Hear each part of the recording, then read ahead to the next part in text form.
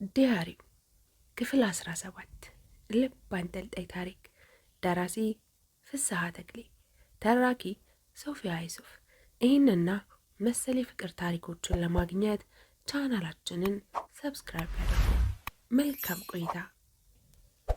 እዚህ አንተ ለምትኖረው ህይወት የሚጨነቅልህ አንተ ሳትሆን ሌላ ነው። ነገ ምን እለብሳለሁ፣ ምን እበላለሁ፣ የቤት ክራይ ከየት አምጥቼ ይከፍላለሁ ወዘተ የሚሉ የነፃውን ዓለም ሰው የሚያስጨንቁ ሐሳቦች ወደዚህ በብረት አጥር ወደ ታጠረውና በመትረየስ ወደሚጠበቀው የተሞላች ነች። የሚያጣላ የሚያነጫንጭና የሚያስጨንቅ ብዙ ነገር የለም። ግቢ አልፈው መግባት አይቻላቸውም። እዚህ ሕይወት በሳቅና ደስታ ፈጣሪ ይህንን ወስዶ ደስታና ፍቅርን በምትኩ ሰጥቶናል። እየቆየው ሲሄድ እስር ቤቱን ከመለማመድ የተነሳ እኔ ራሱ አሁን አዲስ እስረኛ ሲመጣ አለማማጅ ሆኛለሁ። በተለይ በጣም የሚያረካኝ ነገር አንዳንዱ እስረኛ የታሰረበትን ጉዳይ ጠጋ እያሉ ማዳመጥ ነበር። ይህም ከብዙ እስረኛ ጋር በአጭር ጊዜ ውስጥ እንድተዋወቅ ረድቶኛል። ደግሞስ በእስር ቤት ውስጥ ከዚህ የተሻለ ምን ማዝናኛ ሊኖር? በተለይም የክፍላችን ካቦ በጣም ሩህሩህ ከመሆኑ የተነሳ እወደው ስለነበር ይህ ምስኪን ሰው ወንጀል ሰርቶ ሳይሆን እንደኔ በማያውቀው ነገር ተወንጅሎ ሊሆን ይችላል ብዬ ስለማስብ የታሰረበትን ምክንያት ለማወቅ በጣም እጓጓ ነበር። አዲስ የገባ እስረኛን ማረጋገጥ እንጂ ማስደንገጥ አይፈልግም። የሻማ ሲጠየቅም ስርዓት በተሞላበት ሁኔታ ስለነበር አብዛኛው ሰው እሰጣለሁ ብሎ ያላሰበውን ይሰጠዋል። ገንዘብ የሌለውን እስረኛ እንኳን ቢሆን ጠያቂ ዘመድ ካለው ጠይቆ ገንዘብ እንዲያመጣ ሲናገር ትህትና በተሞላበት ሁኔታ ነበር። ቤተሰብ የለንም የሚሉ እስረኞች ሲያጋጥሙት ገንዘብ ካላመጣችሁ እያለ የሚያስጨንቅ ሰው አልነበረም። ይሁን እንጂ ማንኛውም እስረኛ ቤተሰብ የለኝም ብሎ የሻማ ሲያስቀር አይቼው አላቅም። ከየትም ብሎ ማንም ሳያስገድደው አምጥቶ ይከፍላል። በዚህ ላይ ደግሞ ዞሮ ብሩን አብዛኛው እስረኛ ይጠቀምበታል እንጂ እሱ እምብዛም የብር ችግርም ሆነ ፍላጎቱ ያለው አልነበረም። ይህ ሩህሩህ ሰው በምን እንደታሰረ ማወቅ በመፈለጌ ቀስ በቀስ ተግባባሁትና ለመጠየቅ ወሰንኩ። በመካከላቸው ተማሩ ከሚባሉት ጥቂት እስረኞች መሃል አንዱ በመሆኔ ስለሚያከብሩኝና ከኔም ጋር መቀራረብ ስለሚፈልጉ እሱንም ቢሆን መቅረብ ብዙ አላስቸገረኝም። ታሪኩን ስሰማ ግን ከጠበቅኩትም ውጪ ስለነበር በጣም ተገረምኩ። የካቧችን መደበኛ ስራ ሌብነት ነው። ታዲያ ሌብነት ሲባል አዲስ አበባ ፖሊስ እንዳገኘሁት እንደ መርሃ ቤቴው እስረኛ የተሰጠ ፓንት ማውረድ ሳይሆን ረቀቅ ያለ ሌብነት ነው። የሚሰርቀው ደሃውን ኢትዮጵያዊ ሳይሆን የውጭ ዜጎችን ነው። ብዙ ጊዜ ትላልቅ ሆቴሎች አካባቢ ይጠባበቅና እንግዶች በተለይ ተላላፊ መንገደኞች ሲገቡ አብሮ ተደባልቆ ገብቶ አልጋ ይይዛል። ማታ ሲዝናኑ አብሮ ሲዝናና ያመሽና አመቺ ሁኔታ ጠብቆ አሊያም እንግዶቹ ወጣ ሲሉ አልቤርጎውን በተመሳሳይ ቁልፍ ከፍቶ ይሰርቃል። ሁልጊዜ አልጋ እየያዘ ስለሚያደር የአብዛኛውን አልቤርጎ ክፍሎች ቁልፍ በወረቀት ላይ ስሎ ያስቀርጻል። አጋጣሚ ሆኖ ቢያዝ እንኳ እንግዳው ግፋ ቢል በነጋታው አሊያም በሁለተኛው ቀን ወደ ሀገሩ ስለሚሄድና የተያዘው የመረጃ ገንዘብ የሚሆን ጌጣጌጥ ለኤግዚቢትነት ጥሎ ስለማሄድ ለመፈታት አይቸግርም። በዚህ ላይ ደግሞ መያዝ የሚባል ነገር የሚያጋጥመው አልፎ አልፎ ሲሆን አንዳንድ ተልካሻ ፖሊሶችንም ባገኘ ቁጥር እጁን ስለሚዘረጋላቸው ያውቁታልም ይወዱታልም። በቂ መረጃ በማይኖርበትና ቀደም ሲል ያዘጋጁት የመርማሪ ዘምድና ወዳጅ በማይታጣበት ሀገር ለሱ 10 ግፋ ቢል ከጥቂት ቀናት የማይበልጥ አሊያም ከሳምንት የሚዘል አልነበረም። በአሁኑ ጊዜ የታሰረባት የተፈጠረችው ግን እንዲህ ነበር። መጥፎ አጋጣሚ አንድ ቀን እንደተለመደው መንገደኞች በኢትዮጵያ አየር መንገድ አውቶቡስ መጥተው ወደ ዋቢ ሸበሌ ሆቴል ሲገቡ ተቀላቅሎ ገብቶ አልጋ ይይዛል። ማታ የመዝናኛ ሰዓት ደርሶ እንግዶች ለመዝናናት እሱን ለመስረቅ በቦታው ላይ ይገኛሉ። ሙዚቃው ሲደራና ሰው ሞቅ ሲል አጅሬ ከሚያውቃቸው የመንገድ ላይ ኮረዶች አንዷን ደንበኛውን አስነስቶ መደነስ ይጀምራል። ለመስረቅ አመቺውን እንግዳ እያማተረ ሳለ ቀልቡ እንደ ድንገት አንዱ ፈረንጅ ላይ ያርፋል። የኋላ ኪሱ በገንዘብ በተሞላ ቦርሳ ተወጥሯል። ፈረንጁ እሱ ከሚያውቃት ከአንዲት ውብ ኢትዮጵያዊ ጋር ይደንሳል። እሱም ወደ እነሱ ጠጋ ሲል ለምን እንደመጣ ስለምታውቅና ከቀናውም ስለሚያመሸብሻት ሰውየውን ወደ ራሷ አስጠግታ ቀልቡን ለመስረቅ ታወራዋለች፣ ትሸሸዋለች፣ ትቀርበዋለች። አጅሬ ከሰውየው ጋር እየተጋፋ መደነስ ይጀምራል። አመቺ ሁኔታ አገኘና እጁን ሰደድ አድርጎ የሰውየውን ቦርሳ ይመዛታል። ግን ቀኑ ገዳፋ ነበርና ከቦርሳው ጋር አብረው የተያያዙ ቁልፎች ይወጡና ወለሉ ላይ ይወድቃሉ። ፈረንጁ ድምፅ ሰምቶ ዞር ከማለቱ አጅሬ ቦርሳውን ይጥልና የሚረዳው በማስመሰል ቦርሳውንና ቁልፉን አንስቶ ይሰጠዋል። ፈረንጁ አመስግኖ ቦርሳውን ኪሱ ቢከትም በአካባቢው የነበሩ የደህንነት ሰዎች ሁኔታውን ይከታተሉ ስለነበር ወዲያው ይይዙትና ፖሊስ ጣቢያ ይወረውሩታል። አጅሬ ግን በነጋታው እፈታለሁ ብሎ ስላሰበ ብዙ አልተጨነቀም ነበር። ይሁን እንጂ እንዳሰበው ቶሎ መውጣት አልቻለም። ሰውየው ተላላፊ መንገደኛ ሳይሆን አሜሪካ ኤምባሲ ውስጥ የሚሰራ ዲፕሎማት ኖሮ ገንዘቡን በኤግዚቢስት አስይዞ ክሱን መከታተል በመጀመሩ ለአጅሬ እንደተለመደው በቀላሉ መውጣት የማይታሰብ ሆነ። ይኸው 1 ዓመት ተፈርዶበት ግማሹን አገባዷል። እንግዲህ በዚሁ ክቡር ነው በሚለው የሌብነት ስራው ለእናትና አባቱ ቤት መስራት ዓላማው እንደነበርና ያንን ቀደም ሲል እንዳሳካ ወደፊት ለራሱ የሚሆን መኖሪያ ቤትና መቋቋሚያ ገንዘብ እንዳገኘ ይህንን የሚወደውን ስራ እንደሚለውጥ ነገረኝ። የሚገርመው ሚስቱን ያገባው ሳትወድ በግድ አባቷን በሽጉጥ አስፈራርቶ ነበር። ይህም ሆኖ ታዲያ ባለቤቱ በየጊዜው ጥሩ ጥሩ ምግብ እየያዘች ትመጣና አልቅሳ ትሄዳለች። ምንም እንኳ እንደ ካቧችን ዘወትር እየመጣች የምታለቅስልኝ ቆንጆ ሚስት እንድትኖረኝ የታደልኩ ባይሆንም አለሚቱ ግን አልፎ አልፎ ምግብ ይዛ ትጠይቀኝና አለቃቅሳ ትመለስ ነበር። ለመጠበቂያዬ ብዬ ያስቀመጥኩትን ገንዘብ ከሳጥን እያወጣች እንድትጠቀም ነግሬያት ስለነበርና አልፎ አልፎም የመስሪያ ቤት ጓደኞቼ እየመጡ ገንዘብ ስለሚሰጡኝ ችግሩ ብዙም አልጠናብኝም ነበር። ነገር ግን በመጡ ቁጥር ምን ሆነህ ታሰርክ? እንዴት ነው? በቅርቡ የመፈታት ተስፋ አለህ? ወዘተ ለሚለው ተደጋጋሚና አስቸጋሪ ጥያቄያቸው ለጊዜው መልስ ስለማላገኝለት አእምሮዬን ክፉኛ ያስጨንቀው ነበር። በዚህም የተነሳ በተለይ አንዳንዶቹ ባይመጡ ይሻለኝ ነበር። ጠበቃዬ በየመሃሉ እየመጣ ጠቃሚ ነው ያለውን መረጃ ለማሰባሰብ በተለመደው መልኩ በጥያቄ ያጣድፈኛል።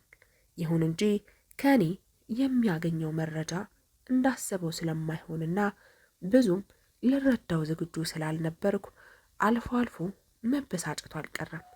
ስማ አቶ አማረ፣ እኔም እንደ ኤልሳ ባንተ ንጽህና ላይ ጥርጣሬ የለኝም። ግን የእኛ ማወቅ ብቻውን በቂ አይደለም። ለዳኞች እውነትን ፈልቅቀን ማሳየትና ማሳመን መቻል አለብን።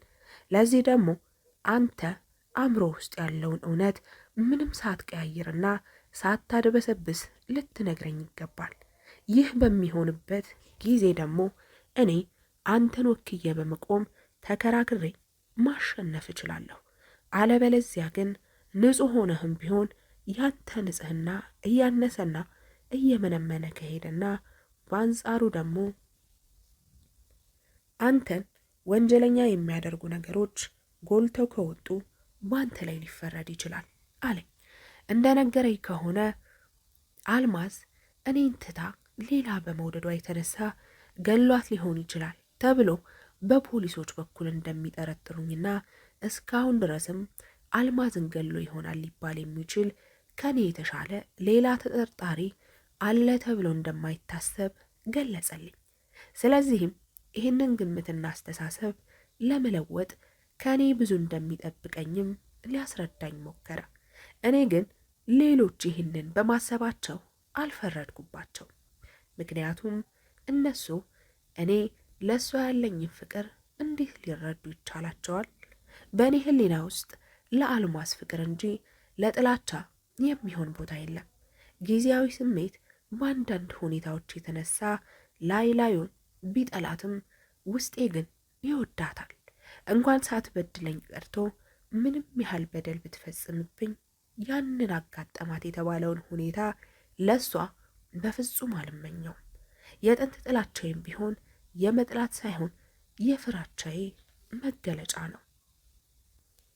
ያም የሌላ ሳይሆን እያስታወስካት ከመሰቃየት ይልቅ ጥላቻን እያራገብኩ ከፍቅር ለመራቅ የማደርገው ግብ ግብ ነበር። ያም ሆነ ይህ ታሪካችን ይሄው መሆኑንና የመከላከያ ምስክር ይሆኑኛል ያልኳቸውን ሰዎች ስም ዝርዝር የእጮኛውን ኤልሳን ስም ጨምሬ ሰጠሁትና ተለያየን። የአቃቤ ሕግ ምስክሮች የሚሰሙበት ቀን ደርሶ ወደ ፍርድ ቤት አመራሁ። ምስክሮቹ በየተራ እየወጡ የኔን ገዳይነት ቆመው ያዩ ወይም መግደያ ያቀበሉ እስኪመስል ድረስ በመጽሐፍ ቅዱስ እየማሉ መሰከሩ። ሲገድላት አይተናል ማለት ቢቀራቸውም ከአነጋገራቸው እንደተረዳሁት ስለ መግደሌ ቅንጣት ታህል ጥርጣሬ አልነበራቸው። አቃቢ ሕግ የሚፈልገውን ጠቦት አግኝቶ ለማረድ ቢላ ያቀበሉት ያህል ተሰምቶት በድል አድራጊነት በቁሙ ተፍነከነከ። ቢላው እጁ ገብቶለታል። ነገር ግን በእኔ ደም መጨማለቅ ያልፈለገ ይመስል ዳኛው ይህንን የህሊና የፍርድ ኃላፊነት እንዲወስዱለት ለማድረግ በደሌንና ጭካኔን ከምስክሮች አፍ በሚፈልገው መልኩ በጥንቃቄ እያውጣጣና እያጣመመ እሱ ግን እንደ ጲላጦስ ከደሙ ንጹሕ ለመሆኑ እያመቻቸ ያቀርብላቸዋል። ፍርድ ቤት ውስጥ የተቀመጡት ሰዎች አይኖች እሳት ሆኖ የሚያቃጥሉ ቢሆን ኖሮ ጨርቄን አልፎ አጥንቴን አመድ ያደርገው ነበር። ሁሉም በሆዱ ያችን የተማረች ምስኪን ጭካኔ በተሞላው መንገድ ስገድላት ይታየዋል። ይህንን ሁሉ ጭካኔ ፈጽሞ እንዴት ራሱን አያጠፋም? አሁን ይህንን ሁሉ በደል ነፃ መውጣት ያምረው ይሆናል እኮ አይገርምም? እያለ በውስጡ ሳያሰላስል አልቀረም። አንዳንዱ ሩህሩህ ደግሞ ፊቱን እንኳ ሲያዩት ገዳይ አይመስልም።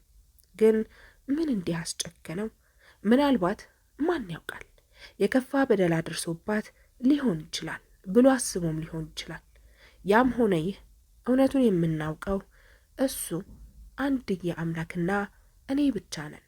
የእኔን እውነት ደግሞ የሚሰማ ወይም ለመስማት የሚጓጓ ጆሮ ተፈልጎ የሚገኝ አይመስለኝም። አምላክ ደግሞ በእውነት ውስጥ ሰርጾ እንጂ መቼም ቢሆን እንዲህ በገሃድ መሬት ወርዶ ስለማይመሰክር እውነት በአደባባይ እስከምትታይ ድረስ ዞሮ ዞሮ እውነት የሚባል ነገር ያው ሌሎች እንደሚያስቡትና እንደሚገምቱት በመሆኑ ወደድኩም ጠላሁም የኔን ወንጀለኝነት መቀበል የግድ ነው። ብዙ የውሸት አይነቶች በሰፈኑባት በዚች ሀገር ደግሞ ውሸቶች ተደጋግመው ሲሰሙ እውነት ይሆናሉ እንዲሉ ጥቂቱ እውነት ካለም ወይም ይደበቃል ወይ ጠፍቶ ይቀራል፣ አሊያም ራሱ ውሸት ይሆናል። ከአቃቢ ሕግ ምስክሮች መሃል የዶክተር አድማሱ ስም ሲጠራ ክው ብዬ ደነገጥኩ። አዎ እዚህ ወንጀለኛ መቆሚያ ሳጥን ውስጥ መቆሜ የማይቀር መሆኑን ባውቅ ኖሮ መግባት የነበረብኝ ይህንን ሰው ገድዬ መሆን ነበረበት። በፍቅራችን መሃል ገብቶ ለኔና ለአልማዝ መለያየት ብሎም ለእሷ ሞትና ለእኔም እዚህ መሰቃየትና መንከራተት ከዚህ ሰው ውጭ ሌላ ቀዳሚ ተጠያቂና ምክንያት ሊኖር አይችልም። ባለፉት ዓመታት ብዙ ጊዜ ይህንን ከይሲ መበቀል ፈልግና ፈርቼ እተው ነበር። ፍርሃቴና ስጋቴ ላለመታሰር ቢሆንም እነሆ ያሰብኩትን ሳልፈጽም ግን መታሰሬ አልቀረም። እኔ ወኔ ኖሮኝ ልገለው ነበር የነበረው። ጊዜ ግን እኔን ገሎኛል። በመጀመሪያ ፍቅሬ ነጠቀኝ። ቀጥሎም በዚሁ የተነሳ ወንጀለኛ ሳልሆን ወንጀል እንደሰራሁ ተቆጥሬ በማላውቀው ነገር ለእስር ዳረገኝ። ይህ አልበቃ ብሎት ይሄው ዛሬ ደግሞ ቀሪውን የድህነትና የመከራ ሕይወቴን እንኳ በሰላም እንዳልኖር በሐሰት ሊመሰክርብኝ መጣ።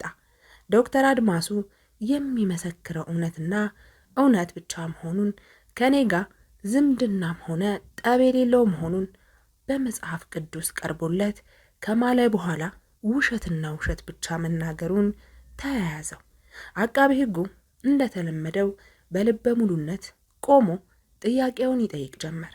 እኔ ወንጀለኛ መሆኔን ለማረጋገጥ የሚያስችል ነገር ባገኝ ወደ ዳኛው ዞርና ጥያቄውን ደጋግሞ እየጠየቀ ዳኛው ሳይሰሙት እንዳያልፉ ለማድረግ ይሞክራል። እሺ ዶክተር አድማሱ እርስዎ እሷን ወደ ቤት እየወሰዱ ሲያስጠኑ እሱ እንደሚቀናና እርስዎ ጋር እንዳትመጣ እንደሚጨቀጭቃት ከነገረችው ለመሆኑ ከእሱ ከተለየች በኋላ እንዳይበቀላት አትፈራም ነበር? ዶክተሩ የሚፈልገውን ጥያቄ ያገኘ ይመስል በጥድፊያ ከአፉ ላይ ቀበል አድርጎ አዎ ትፈራ ነበር። እንዲያውም አንድ ጊዜ ደብዳቤ ጽፎ እንደሚገድላት ዛተባት። እየደወለም እንደሚያስፈራራት ነግራኛለች። ደብዳቤውን እኔ ዘንድ ልትታው ስለነበር ይዤው ለመምጣት ፈልጌ ለጊዜው ግን ላገኘው አልቻልኩም። ሁኔታውን ለፖሊስ አላሳወቃችሁም ብሎ አቃቢ ሕግ ሲጠይቀው ዶክተሩ በቀጣፊ ምላሱ አይ አላሳወቅንም፣ በጣም ይወዳት ስለነበር እንደዚህ ጨክኖ ይገላታል ብለን ስላላሰብን ችላል ነው። አሁን ነው ምን ያህል ስህተት እንደሰራን እየተረዳሁት ብሎ ያዞምባውን ማፍሰስና አይኑን በመሐረብ መጥረግ ጀመረ። አቃቢ ሕጉ ለቅሶውን እስከሚጨርስ ጠብቆ ያለፈ ነገር አስታውሶ ላደረሰበት ሐዘን ይቅርታ ከጠየቀው በኋላ ማለት ይህንን ሲሉ እሱን የገደላት ብለው ያምናሉ ማለት ነው በማለት ሲጠይቅ ጠበቃዬ እጅግ በነቃ ስሜት ክቡር ፍርድ ቤት ጥያቄው ላይ ተቃውሞ አለ፣ ዳኛው እድሉን እሰጥሃለሁ በሚል ሁኔታ ራሳቸውን በመነቅነቅ ገለጹለትና የመቃወሚያ ምክንያቱን ሳይጠይቁ አቃቢ ሕግ ሌላ ጥያቄ ካለው እንዲጠይቅ አዘዙ። አቃቢ ሕጉ ግን ጨርሻለሁ ብሎ ተቀመጠ። ጠበቃዬ በቦታው ተተክቶ መጠየቅ ጀመረ። ዶክተር አድማሱ ሟች ከተከሳሽ ጋር የተለያየችበት ምክንያት ነግራው ታውቃለች? አዎ፣ ተከሳሽ እጅግ ከፍተኛ የሆነ የቅናት መንፈስ ስለነበረበትና በሆነ ባልሆነ ሁሉ ስለሚጠረጥራትና ስለሚጨቀጭቃት ይህ ልትታገሰው ከምትችለው በላይ ስለሆነባት ከሱ መለያየቱን እንደመረጠች ነግራኛለች። ይህ እርስዎ ከሟች ጋር በነበረው ቀረቤታ የተነሳ የተፈጠረ ይሆን? አንዱ ምክንያት ሊሆን ይችላል። ግን በዚህ ብቻ ሳይሆን ከተማሪዎችም ጋር ለምን አየኋት ብሎ ይጣላ ነበር። እኔ በፊት አስተማሪዋ ስለነበርኩና ጎበዝ ተማሪ ስለነበረች አንዳንድ ነገሮች ሲቸግራት እረዳት ነበር። ልጅቷ የተለያዩ ችግሮች የነበሩባት በመሆኑና ድጋፍ ካልተደረገላት ያላት ከፍተኛ አቅም አላግባብ ሊባክን ይችላል ብዬ በመገመቴ እቤቴ ድረስ እየመጣች አስጠናት ነበር። በወቅቱ በእኔና በሷ መካከል የነበረው ግንኙነት ከዚህ የዘለል አልነበረም። ነገር ግን ያው እሷ እንደነገረች ከሆነ ተከሳሹ ከሱ በስተቀር ከሌላ ወንድም ሆነ ሴት ጓደኛ ጋር እንድትሄድ ስለማይፈልግና ሁሌም ይቀና ስለነበር ለመለያየታቸው ብቸኛው ምክንያት ይህ ብቻ ባይሆንም አንዱ ምክንያት ግን ሊሆን ይችላል ብዬ እገምታለሁ አለ። ጠበቃዬም ይህንኑ መነሻ በማድረግ ከሟች ጋር ከዚህ ውጭ የፍቅር ግንኙነት አልነበረውትም ብሎ ሲጠይቅ አቃቢ ሕግ ጥያቄው አግባብ አይደለም በማለት ዳኛው እንዲያስቆሙ ጠየቀ። ይሁን እንጂ ጠበቃዬ የጥያቄውን መመለስ ያለፈውን ፋይዳ በማስረሳቱ ዶክተር አድማሱ ለጥያቄው መልስ እንዲሰጥ ዳኛው አዘዘ። አዎ እርግጥ ቀደም ብዬ እንደተናገርኩት በመጀመሪያ የነበረን ግንኙነት በተማሪና አስተማሪነት እንጂ ከዚህ ውጪ አልነበረም። መጨረሻ ላይ ግን አቶ አማረ ሌላ ሚስት ማግባቱን ከነገራት በኋላ ተረጋግታ ስለነበርና ራሷን ለማጥፋት በመፈለጓ እኔም የግድ ማጽናናትና መከታተል ስለነበረብኝ በተከታታይ እኔ ጋር እየመጣች አጽናናት ነበር። ቀስ በቀስ በሁለታችን መካከል የፍቅር መንፈስ እያየለ በመምጣቱ ለመጋባት ወስነን ይሁን እንጂ ጋብቻችንን መፈጸም የፈለግነው ትምህርቷን ስትጨርስ ስለነበር ሳንጋባ ቆየን። ምን ያደርጋል፣ ይሄው ህልማችንን ሳይሆን በመሃሉ ይህ አሳዛኝ ሁኔታ ተፈጠረ በማለት መለሰ። ራሴን መቆጣጠር እስከሚያቅተኝ ድረስ መላ አካላቴ በንዴት ተቀጣጠለ። ጠበቃዬ ጥያቄ መጨረሱን ለፍርድ ቤቱ ገልጾ ተቀመጠ። ከዚህ ደቂቃ በኋላ መኖር እንዳለብኝ ወሰንኩ። ቢያንስ አንዲት የነጻነት ቀን እፈልጋለሁ። አንዲት ቀን ለብቀላ ታስፈልገኛለች። ቀጣዩ ምስክር ተሾመ ነበር። አፍ አውጥቼ ያልናገር እንጂ አልማዝን ሊገድል ይችላል ብዬ ከምጠረጥራቸው ሰዎች አንዱ ተሾመ ነው። በእሷ ምክንያት ከትምህርት ቤት ስለተባረረና ድሮም ቢሆን ሌላ የምታገባ ከሆነ እገልሻለሁ እያለ ይዝትባት ስለነበር እሱ የሚለውን ለመስማት ቸኮልኩ። ተሾመ አይኑን እኔ እንዳላይ እንደተከለከለ ሁላ ወደ ውስጥ ገባና እውነት ለመናገር ቃለ መሐላ ፈጸመ። እሺ አቶ ተሾመ ከተከሳሽ ከአቶ አማረና ከሟች ወይዘሪት አልማዝ ጋር የነበራችሁ ትውውቅ በማለት አቃቤ ሕጉ ጠየቀ። አዎ ነበረን። ምን አይነት ትውውቅ ነበራችሁ? ከተከሳሽ ጋር ዩኒቨርሲቲ እያለን እንተዋወቅ ነበር። ሟችም ኤልሳቤት የምትባል የአክስቴ ልጅ ጓደኛ ስለነበረቻት እንቀራረብ ነበረ። የሰማሁትን ማመን አቃተኝ። ኤልሳ የጎረቤት ልጅ ነው እያለች ለአልማዝ የምትነግራት ለካስ ያክስቷ ልጅ ነበር ማለት ነው። ይህ ደግሞ የሚያመለክተው ነገር ቢኖር ተሾመ አልማዝን እንዲያፈቅር ሆን ብላ እየሰራች ነበር ማለት ነው። ጉድ ሳይሰማ መስከረም አይጠባም ነው የሚባለው። ለማንኛውም ገና ብዙ የምሰማው ነገር እንደሚኖር ጆሮዬን አሹዬ ማዳመጥ ጀመርኩ። እርስዎ ከሟች ጋር የነበረውት ግንኙነት የአክስቶ ልጅ ጓደኛ ብቻ ስለሆነች ነው? አይደለም። ከዛ በላይ እሷ ባትወደኝም እኔ በጣም ወዳት ነበር። እሷ ለምንድን ነው ልታፈቅሮት ያልቻለችው? ይህን መመለስ ቢያዳግተኝም እንደሚመስለኝ ከተከሳሽ ጋር ከፍተኛ ፍቅር ስለነበራት ለእኔ የሚሆን ትርፍ ቦታ አልነበራትም በማለት መልስ ሲሰጥ ፍርድ ቤቱ ውስጥ ያለው ሰው በሙሉ መሳቅ ሲጀምር እኔም ሳልወድ በግዴ ፈገግ አልኩ። ዩኒቨርሲቲ ያላችሁ ከተከሳሽ ጋር በዚሁ የተነሳ ተጣልታችሁ ነበር ይባላል። እውነት ነው? አለ አቃቤ ሕጉ። አዎ፣ በዚህ የተነሳ አንድ ቀን ወደ ከተማ በመውጣበት ጊዜ ተከሳሽ ሳላስበው መጥቶ ከጣለኝ በኋላ እየረጋገጠ ሊገለኝ ሲል ሰዎች መጥተው አስጥለውኛል። ሟች በተገደለችበት ዕለት እርስዎ ከእርሷ ጋር አምሽተው ነበር። ለመሆኑ እንዴት ልትገናኙ ቻላችሁ? እኔ ወደዛ አካባቢ እየሄድኩ ስለነበር ወደ ተከራየችው ሆቴል ስትገባ በአጋጣሚ አየኋት። ዝም ብያት ለመሄድ ስላላስቻለኝ ተከትያት ገብቼ ስንገባበዝና ስንጫወት አመሻል። በሰላም ተሰናብቻት ሄድኩ።